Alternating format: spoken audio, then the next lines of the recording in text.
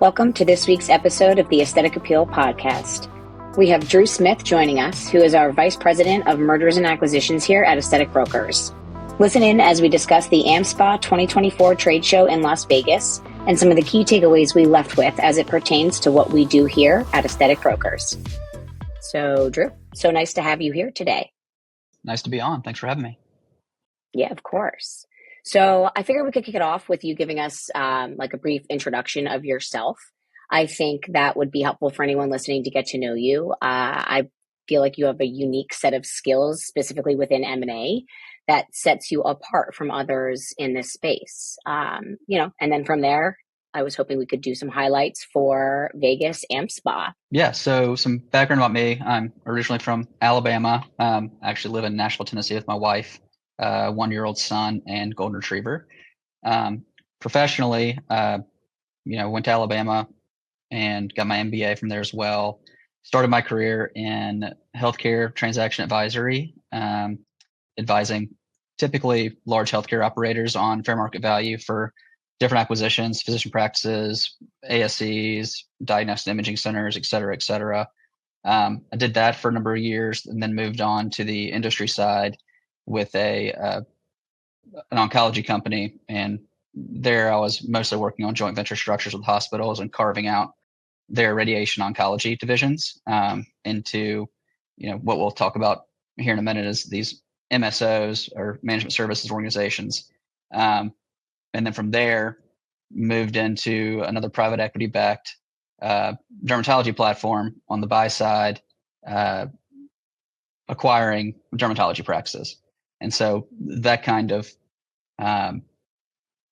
translated directly into what we do now, which is in mergers and acquisitions on the sell side, representing sellers as they look to have a transaction with a private equity firm or a private investor. Cool.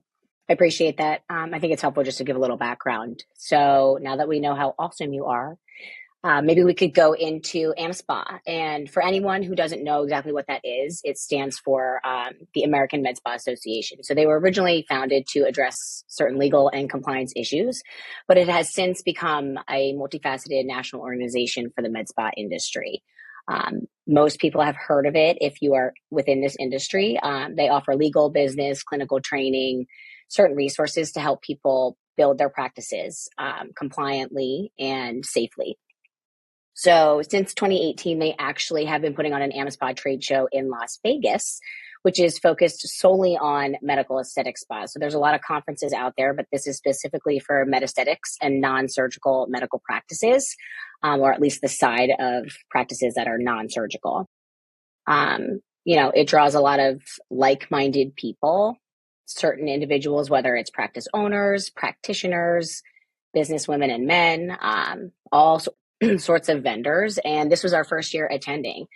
It was really interesting to see all the different vendors. There were so many topics and panel discussions. It was hard to choose, even, you and I chatting ahead of time about key things that we took away. What I wanted to do is just you and I touch on a few key topics and some of the pearls that we walked away with that are more specific and relevant to what we do here at Aesthetic Brokers. And just kind of highlighting some of the things that we walked away with.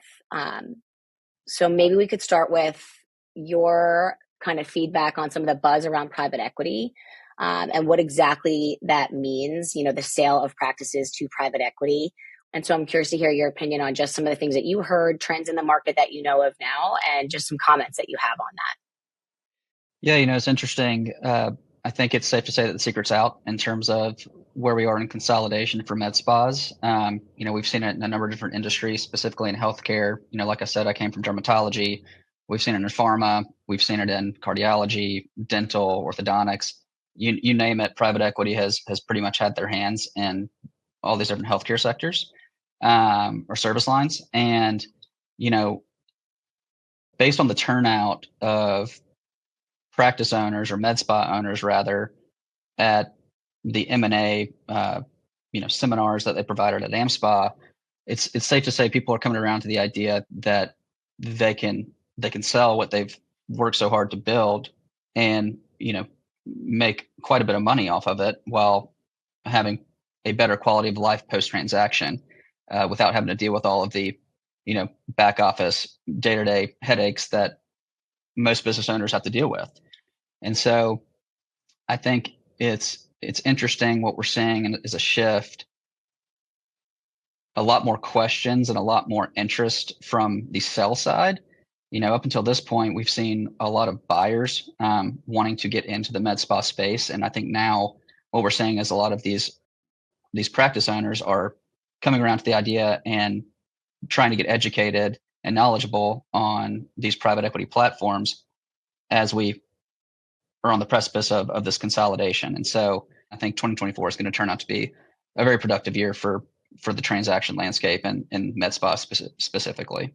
Yeah, so I think what was evident, at least from my perspective, coming from the business development side of the coin, having worked at Allergan prior to joining Aesthetic Brokers, is just how much more awareness there is around private equity and the interest on both sides, meaning practice owners, so the sellers, and then the private equity firms that seem to be much more of a topic of discussion now than it was even 6 months ago.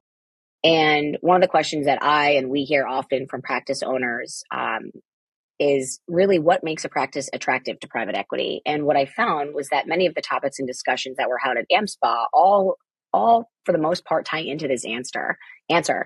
So for instance, like Terry Ross, who I got to see her speak, I thought she had such a stage presence, highlighted a few critical KPIs that practices should be focusing on.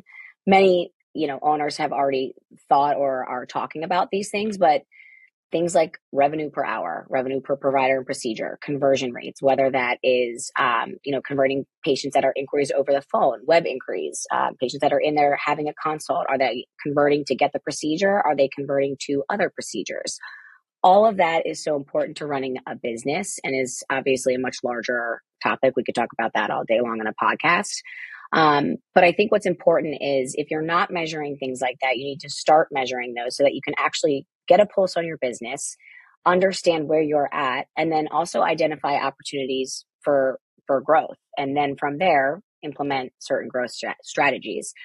So from your perspective, there's lots of different KPIs people talk about with their business, but when you're assessing a business, where do you start? What do you look at? And maybe just a little bit of information on the background of the M&A. Where do they start? What are they looking at? Yeah, so it's a good question. Probably the high overarching theme here is around EBITDA, right? You hear EBITDA thrown around all the time, which maybe you could share what is EBITDA. Yeah, like just break that down. Yeah, so EBITDA is just earnings before interest, taxes, depreciation, and amortization.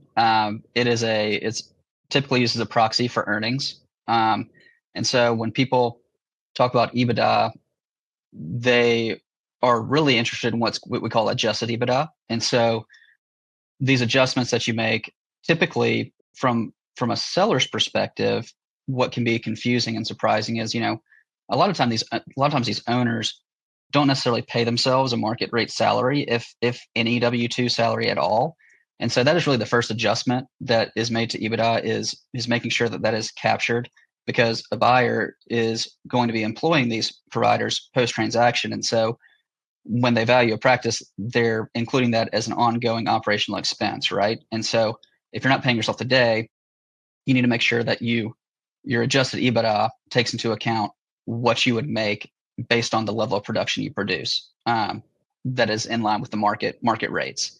Typically what we see is a percentage of production or percent of collections. And so however much you produce in revenue personally, you will likely get a percentage of that, because it incentivizes both you to do more, but if you end up doing less, it's a variable expense, right? So you're not going to get upside down on that as a buyer.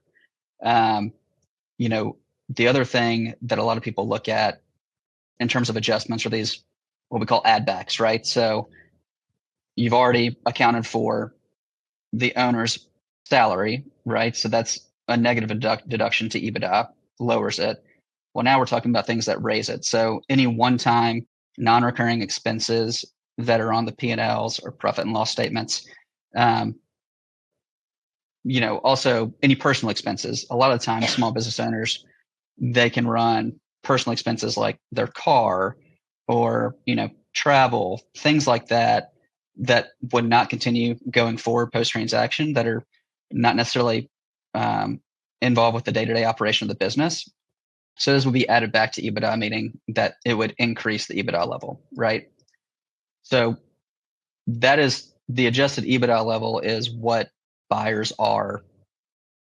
You hear multiple, right? They're applying multiples to this adjusted EBITDA to ultimately get to a purchase price. Okay. And so the other thing they look for that is a little nuanced is the synergies, right? And it's going to be different from buyer to buyer. So if you're a very large private equity backed platform, you probably have a lot more synergies than a smaller, individual investor, right? So things like cost of goods. If you're huge, you probably have better contracts with the vendors, the Allergans and the Galdermas of the world, right? So you'll get cheaper product. Things like that go into on their side when they're calculating, okay, what is my effective multiple going to be? Meaning, what is the multiple going to look like post transaction once we have, implemented all of these synergistic things that we bring to the table as a buyer. One of the other talks I really appreciated was hosted by JobSnot, and they made some really great points about best practices when it comes to investing in kind of what they call human capital, aka employees. And we know a common pain point for practice owners is hiring, retaining, and compensating top talent. The reality is that there are options out there in the market across the board, and it's not just for the highly experienced injectors, but also for the newer injectors entering the market, as well as strong office support. Well-rounded staff, there are options. And so the more practices can focus on bettering certain parts of the hiring, onboarding process, things that differentiate them from the competitive space.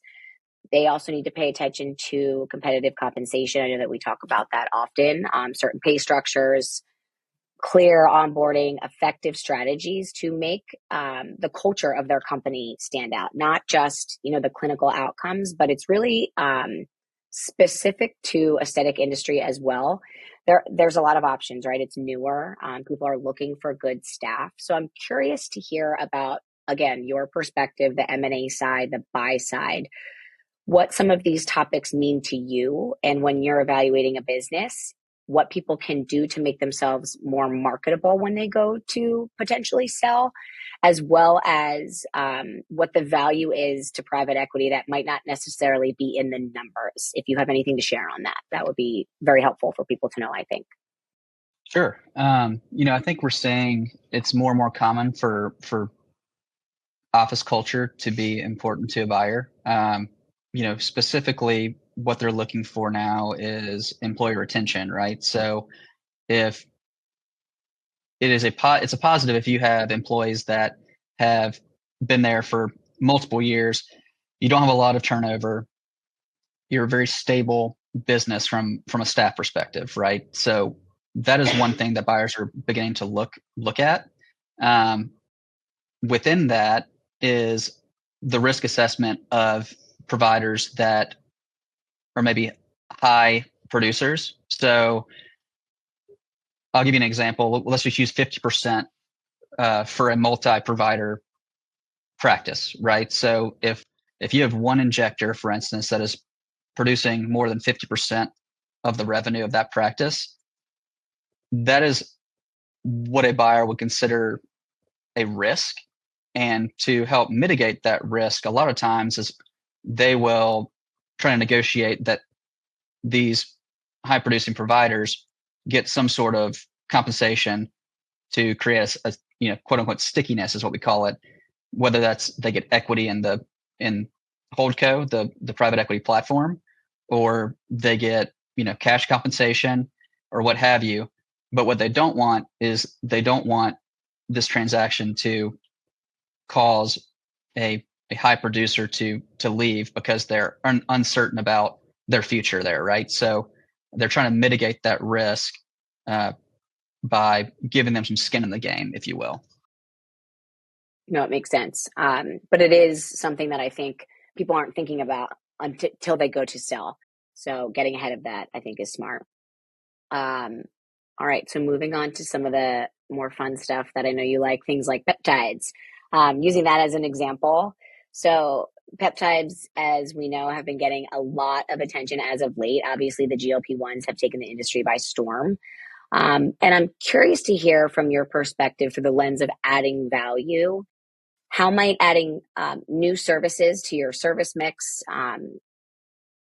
if that would add, detract to the valuation side of things, and what you might tell a business owner to consider when they're looking at bringing on new procedures, things along that line. Yeah, I think I would say it depends, right, on the circumstances. So let's take peptides as an example. They're becoming more and more popular, more and more mainstream. You're seeing a lot of people prescribing these, physicians, and getting them compounded at compounding pharmacies for their patients. GLP-1s are a great example. Semaglutide is in fact a peptide. I would say for something like that, that is, it's on the FDA's radar. They've already made some adjustments to the scheduling of these drugs and these peptides. I would say the future of those is probably unknown. I don't know how much value a buyer puts on that just because it is so unknown. So if I'm in a position where I'm thinking about selling my practice in, the near future, I probably would not add something like that with the intention of getting value out of it from a transaction. Um, you just don't know what it's going to do to your bottom line, and I think there's just too many unknowns and such a gray area right now that it's probably risky to implement something like that if you're looking to sell right away. With that being said, if you've already implemented something like that, or any new service line, for instance, let's say you only offer injections and you want to add uh, lasers, right? That is something that you can definitely do. Just the expectation from the sell side is you're probably not going to get credit for that upfront when you sell your practice. It's going to be involved in something what we call an earnout, which takes the speculation of future cash flow or future growth or ramp up for new services, new locations, new providers that are already established. You've already gone through the work. You've already put up the capital to implement these, new services or locations or providers. And so they will offer likely an earnout, which all that means is they'll give you some sort of threshold or target to meet. And if you meet that, there will be a portion of money that is available to you should you hit those targets. So they're essentially giving you credit for what you've already implemented, understanding that there's future value there. And so if you hit that target, they will release that value to you as the seller. And so you'll capitalize on that. So I know this is kind of 30,000 foot view today, just going over some highlights of some of the things that we saw out of AmSpa. But is there anything else that stands out to you if it was a new business owner, new injector, et cetera, who is starting their business now and thinking, okay, I'm not looking to sell, I just started, but I would like to potentially plan an exit strategy, regardless of if they're at actual retirement age or if they're just thinking, I want to start out for a year or two, maybe look for some capital to create new locations, et cetera, and grow. Is there anything else high level that you would suggest they pay attention to as they go about planning their business outside of all the things that are obviously first and foremost, right? Like injection technique, patient outcomes, safety, et cetera. On the business side, are there any other key bullet points that you would say, make sure you're looking into these, researching how to do them well, that will help them in the sale of their practice? Yeah. So, I think first and foremost, keeping an eye on your your profit and loss statements and making sure that your expenses as it relates to the revenue you're producing is in line with what the market is doing. So for instance, we look at most everything as a percentage of revenue, right? Which is a common sized way of assessing a business as it relates to other like businesses in the industry, right? So you want to make sure you're not too bloated in one expense area. Do you have too much staff? Do you have duplication of staff and job descriptions? Do you have are you spending on marketing and not really getting the return that you would expect? So keeping an eye on your patient acquisition cost. All of these things, you really want to get your financials in order before you go to market. And so if you're new and you're starting from the ground up, it's much easier to start out that way than to try and go back and fix and reassess when the time to transact comes. And so I think my best advice to give to any new practice owner is just make sure that you're keeping an eye on your expense ratios and make sure they're in line with the market, because like we said earlier is, that typical EBITDA margin is going to be really important when it comes to selling your practice, because healthy EBITDA margins, that's what buyers and private equity is looking for, right? So I think that's probably my best advice. And, as you get closer to a transaction or going to market or hiring an advisor, the less moving parts, the better. So if you know that you want to sell your practice in the next few months, making big hires, spending a lot of money on with a lot of capital on equipment, things like that, probably not a great idea. It's a lot of moving parts. Now, if you're looking at 3 years down the road, that's a different story, because you have time to realize the potential of these costs that you're investing into your practice. So I think timing is a big part of it. And so those are my biggest pieces of advice for new practice owners. Awesome. Well, I think that was very helpful. If anyone is interested in even just understanding more, regardless of the stage that they're at, give us a call. You've hopped on the phone with many people. A lot of our clients are in the process of, getting healthy, is kind of what we call it. And I just appreciate your time today. I think you have a lot of experience on the buy side, and I think it's extremely valuable to our position in the market now. So I just appreciate your time and look forward to the next one.